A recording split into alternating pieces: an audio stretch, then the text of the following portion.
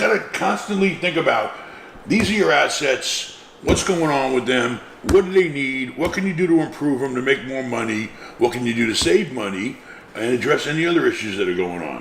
Whatever I can do to move forward. Keep the portfolio moving forward to make money. Go to work, baby. We're going to go out and do some real estate management. $500 million in real estate. Hotels across Florida. Shopping centers. Apartment complexes.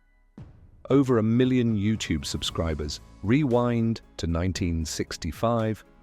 And Ben Mallah was born in the Rockaway projects of Queens, New York, barely above the poverty line. This is how he rebuilt everything from nothing. October 29th, 1965. Rockaway, Queens. Ben Mallah entered the world in one of New York's toughest neighborhoods. His father worked in a factory, his mother was a nurse. They lived just above the poverty line, struggling to keep the lights on and food on the table. At 14, Ben dropped out of school, not because he wanted to, because the family needed money. He started working odd jobs, messenger work, office tasks, anything that paid. At 17, facing trouble with the law, he made a choice that changed everything. He joined the United States Army. The military gave him structure, discipline, a way out of Queens. In 1987, after 3 years stationed in Germany as a traffic management coordinator, the Army transferred him to Oakland, California. He was 22 years old. He got a job as a garbage collector, but Mallah didn't just collect garbage. On weekends, he picked up cigarette butts and trash around his apartment building, cleaned without being asked, fixed things that were broken. His landlord noticed. Mark Wilton owned the building. He saw something in this kid who did more than his job required. Wilton put Mallah in charge of that building, then a few more buildings, then all of them. Mallah absorbed everything: how to rent properties, how to manage tenants, how to handle repairs, how to spot value where others saw problems.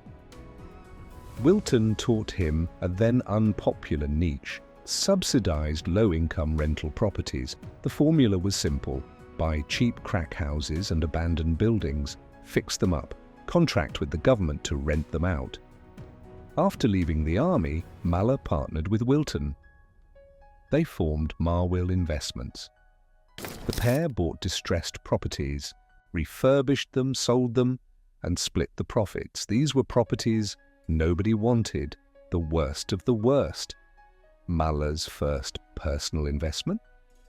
A rundown house he bought for $27,500. He flipped it for $100,000, $72,500 profit on a property most investors wouldn't touch. In 1990, Mallah made his biggest move yet. He became CEO of Equity Management Partners, Incorporated in the Tampa area. According to company law, never officially verified but widely repeated, he made $3 million profit on his very first deal at Equity Management Partners. The strategy remained consistent. Buy distressed properties at discounts, focus on cash flow positive assets that paid immediately, fix operational inefficiencies previous owners ignored, manage everything hands-on because he couldn't afford to hire staff. Each deal sharpened his instincts. He learned to negotiate without leverage, no track record, no money, no connections, just his word and his willingness to work. He dealt with skeptical lenders who had every reason to say no. He managed properties himself. Every single deal taught him about risk, debt, and discipline. Then came the crashes that nearly ended everything. Mallah lost millions of dollars on bad investments, not once, multiple times. He over-leveraged during unfavorable market conditions. Several deals brought him to the edge of total financial collapse.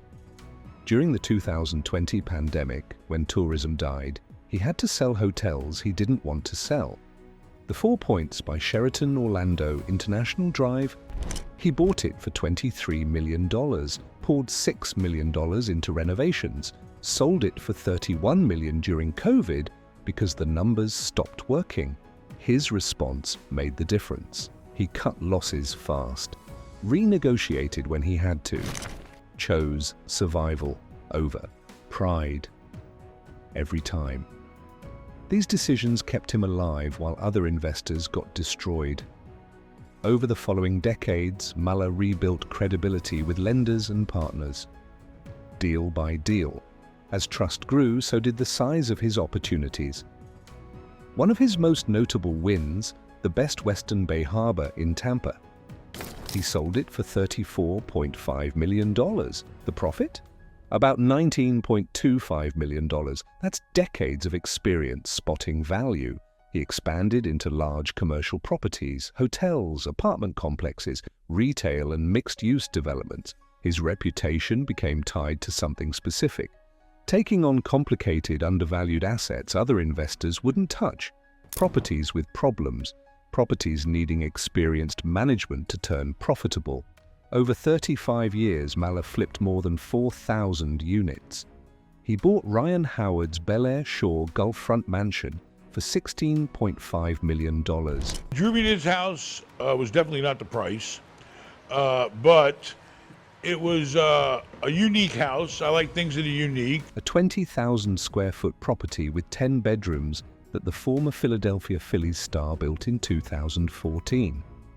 He purchased the shops at John's Pass, a historic tourist attraction in Madeira Beach, Florida, for $17.2 million in an online auction. In July 2023, he sold a Sheraton-branded hotel in Fort Lauderdale for $28 million. That same year, he sold his nearly 12,000 square foot Bel Air waterfront home for $8.7 million. He'd bought it in late 2021 for $7.1 million. Today, Ben Mallah sits on a $500 million real estate portfolio built over 3 decades. He self-manages apartments, shopping centers, hotels, and a tourist attraction. That's rare at his level. Then came YouTube. Unlike modern influencers who build audiences before building businesses, Mallah found public recognition later in life.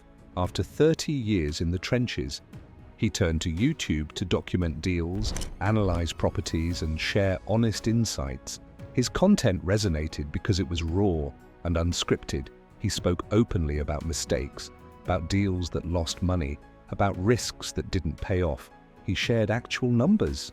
Over 1 million subscribers followed him because his content showed real education from someone who'd actually built something substantial over decades. If you want more real stories about entrepreneurs who built something substantial through decades of actual work, subscribe to this channel.